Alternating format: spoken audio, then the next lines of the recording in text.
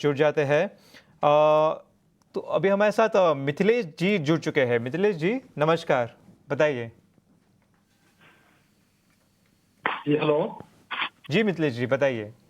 Sir, हमने जोमेटो का share मतलब 278 पर खरीदारी किए हैं। जी उसमें क्या सर उसमें मतलब होल्ड रह सकते हैं या बाय कर सकते सेल कर सकते हैं सर? जी, आप कितने टाइम के लिए होल्ड करने देख रहे हैं इसे? शॉर्ट टाइम के लिए सर करते थे पर मंथ मतलब 10 से 15 एक्स्ट्रा होता था तो हम सेल कर लेते थे। जी जी सर, जी मतलब बिल्कुल। 2 से 3% करते थे। जी आप कुछ बता रहे, बताइए। मतलब 1 से 2 से 3% होता था तो हम सेल कर देते थे सर। इसके लिए क्या मार्केट डाउन चल रहा था, क्या करना होगा? जी बिल्कुल। लक्ष्मीकांत जी, मैं आपके पास आना चाहूँगा इस सवाल के लिए। ज़ोमैटो पर इनकी खरीदारी है, हालांकि वहाँ से कुछ 1-1.5% ही नीचे आया है। रिसेंट हाई से देखें तो वहाँ से कुछ 11% नीचे आ गया। पिछले 3-4 सेशन से थोड़ा साइडवेज जाता हुआ नज़र आ रहा है। इनका जो होल्डिंग पीरियड है वो शॉर्ट टर्म के लिए, तो शॉर्ट टर्म के हिसाब से यहाँ पर आपकी क्या राय बन रही है? साथ ही साथ नीचे एक स्टॉप लॉस भी दे दीजिए।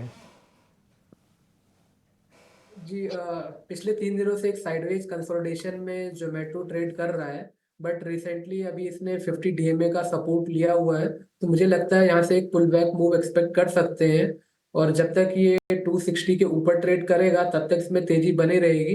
फ्रेश ब्रेकआउट हम 280 के ऊपर एक्सपेक्ट कर सकते हैं। वहां से फिर ये स्टॉक अगर मोमेंटम गेन करता है तो 300 के लेवल्स अपसाइड के दिखाई दे रहे हैं। तो 260 स्टॉप लॉस के साथ इन्हें होल्ड रखने की सलाह रहेगी जोमेटो में। ठीक है, तो ये है राय आपको जोमेटो पर मिलती हुई।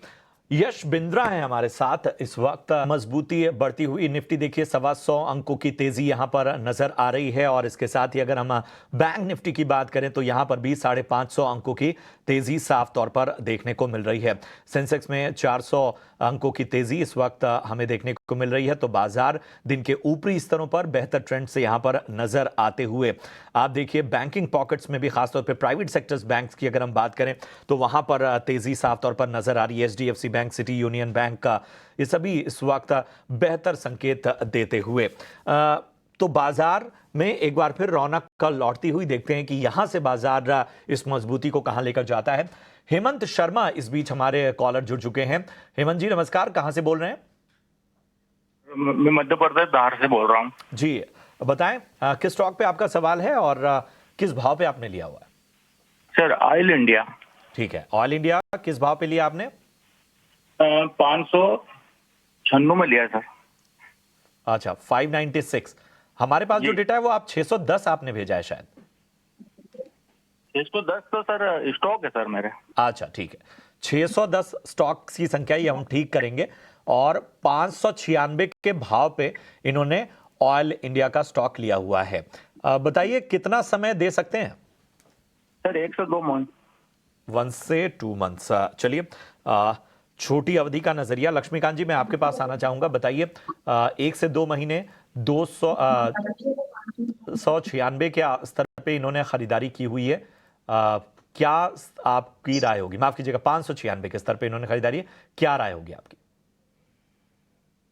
देखिए अगर हम इसके रिसेंट ट्रेंड को देखते हैं तो वो थोड़ा सा बेरिश नजर आ रहा है।